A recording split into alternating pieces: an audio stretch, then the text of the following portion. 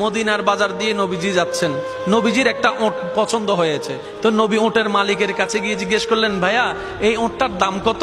ওই দামাদামি হলো, নবী সে দামে কিনতে রাজি হলেন, কিন্তু নবীর কাছে তখন অর্থ ছিল না। তখন নবীজি ওনাকে বললেন, আপনি আমাকে ওটটা দেন, আমি এখনই গিয়ে আপনার সেই প্রাপ্যটা পাঠিয়ে দিচ্ছি। ওটের মালিক ওনাকে ওটটা দিয়ে দিলেন। আশেপাশে যারা ওটের মালিক ছিল সবাই জিজ্ঞেস করতেছে, এই পাগলা, তুমি কি যাকে ওট দিয়েছো তাকে চিনো? বলে যে না। নাম জানো? বলে যে না। পরিচয় জানো? বলে যে না। ঠিকানা জানো? না। তো তুমি যে ওটটা দিয়ে দিলা, উনি যদি ওটার টাকাটা না ফাটায় তখন তো তুমি লসের মধ্যে চলে যাবা। সে ওটের মালিক বলে, এত সুন্দর নুরানি চেহারাওয়ালা কখনো বাটপার হতে পারে না, কখনো চিটার হতে পারে না, কখনো মিথ্যুক হতে পারে না।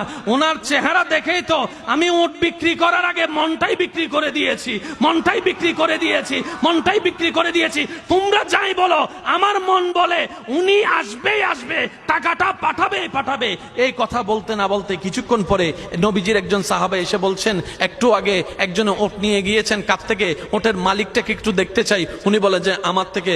তো উনি বললেন, আমাদের নবী আপনার থেকে ওটটা নিয়ে গিয়েছেন, ধরেন ওটের টাকাটাও দিয়েছেন, আপনাদের খাবার জন্য কিছু খেজুরও হাদিয়া পাঠিয়েছেন, খেজুরও হাদিয়া পাঠিয়েছেন। ওই ওটের মালিক বলে, ভাইয়া টাকাটাও রাখেন, খেজুরটাও রাখেন, আগে আমাকে ওনার কাছে নিয়ে যান। আমি ওট বিক্রি করি নাই, আমার দিলটাই বিক্রি করে দিয়েছি। ওনার চেহারা মোবারক দেখে আমার মনটাই পাল্টাই গিয়েছে, আমি কালিমা পড়ে মুসলমান হয়ে যেতে রাজি আছি। সুবহানাল্লাহ। जिसका कोई सानी नहीं वो नबी हमारा है, मुस्तफा की अजमत का हद ही ना किनारा है। आशिक बोले, लम याति नजीरु कफी नजरिन मिसले तुना शुद्ध पैदा जाना। चित्कार दिए बोलेन ना सुबहान।